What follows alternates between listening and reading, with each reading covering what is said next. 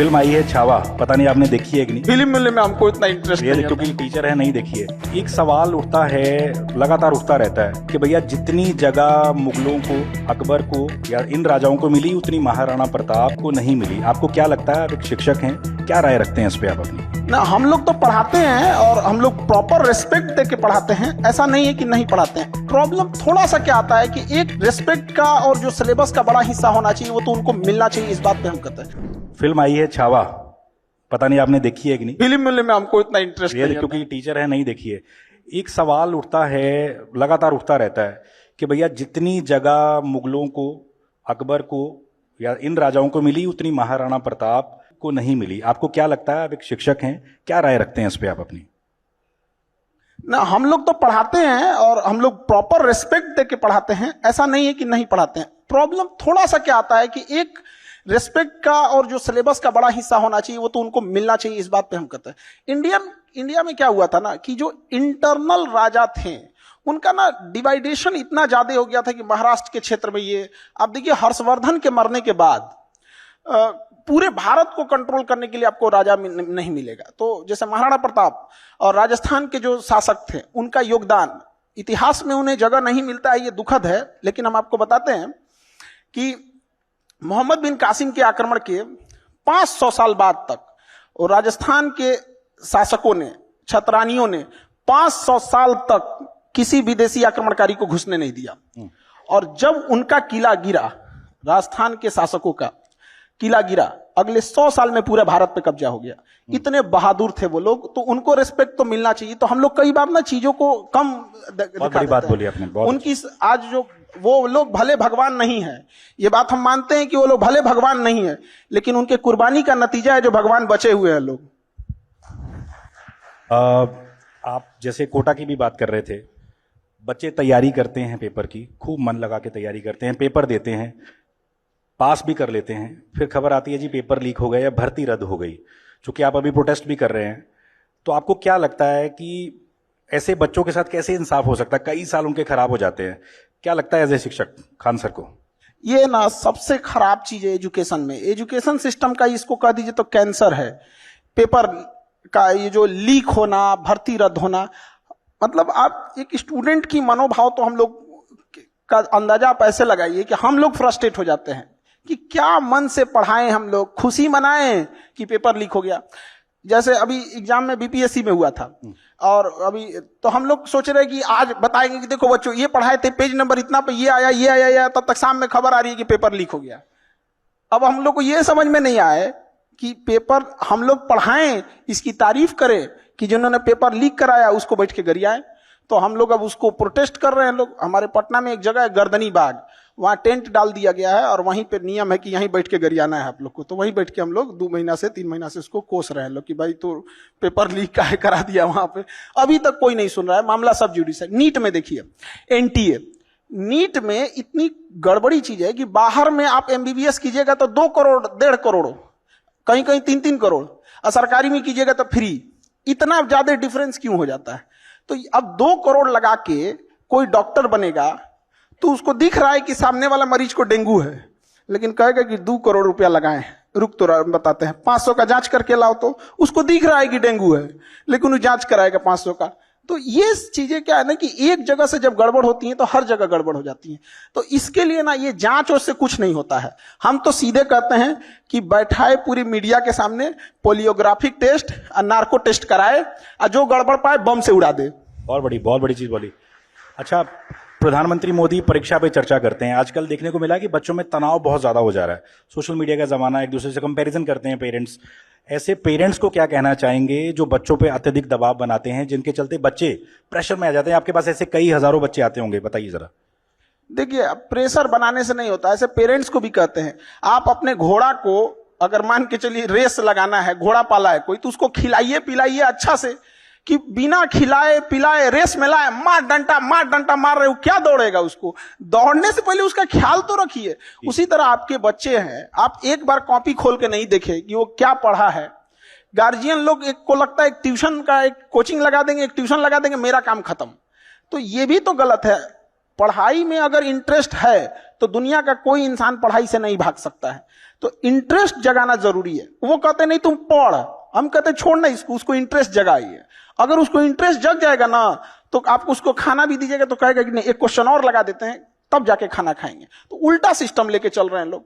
तो गार्जियन को भी समझना पड़ेगा। आप एक बच्चे का तकलीफ समझिए, वो बड़ा संकोच करता है, उसके ऊपर बहुत टेंशन रहता है। वो जिस एज ग्रुप में है उस एज ग्रुप में उसको बहुत प्रॉब्लम होता है। वो ना कभी कभी टेक्निकल चीजें नहीं समझ पाता है, एज है उसमें घूमने फिरने में लग जाता है। तो थोड़ा उसको नर्चर करने की जरूरत है।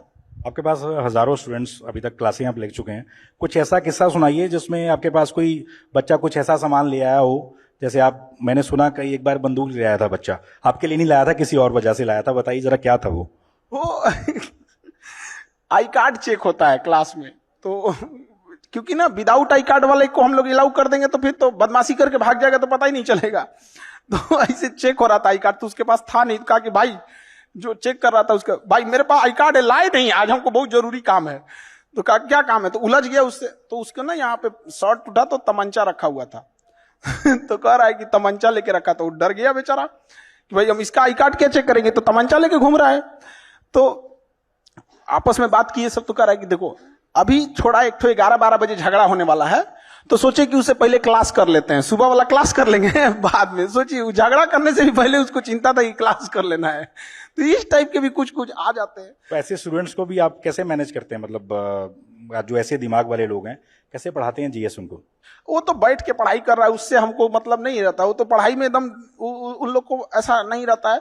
लेकिन कुछ कुछ ये तो माँ बाप का परवरिश का चीज होता है कि आखिर अगर ऐसे बच्चे हैं तो अल्टीमेटली उन्हीं का लॉस होता है।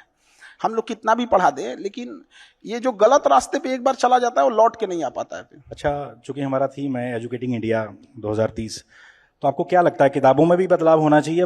वही पुरानी किताबें पढ़ रहे हैं बच्चे एनसीईआरटी की, बदलाव हो रहे हैं लेकिन उतने लेवल तक नहीं हो रहे। आपको लगता है कि अब वक्त आ गया कि भैया बदलाव होना चाहिए, तभी बच्चे कुछ प्रैक्टिकल, क्योंकि जो हम स्कूलों में पढ़ते हैं आपको भी पता हो प्रैक्टिकल में काम नहीं आता बच्चों के, जो भी किसी भी जॉब में हो। क्या लगता है खान सर को?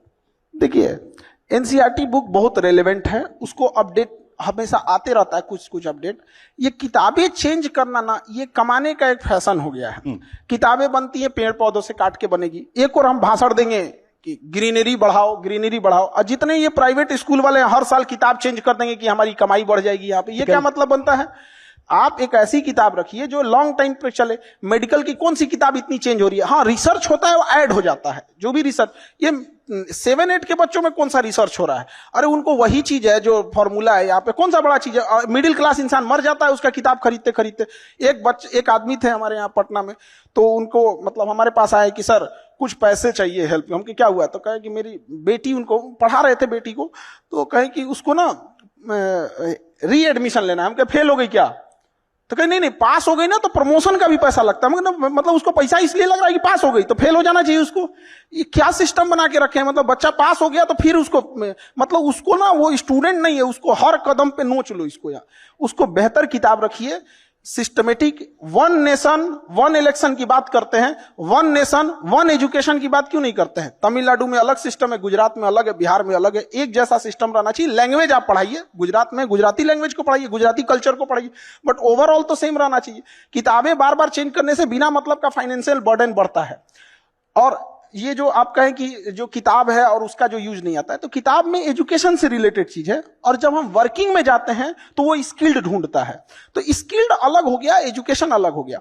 आखिर हमें भीड़ में से सेलेक्ट करना है किसी को, तो हम कैसे सेलेक्ट करेंगे? A single sheet of marksheet can not decide my whole career. लेकिन हमारा मार्कशीट ये जरूर बता देता है कि 10th में हम सिंसियर थे कि नहीं थे।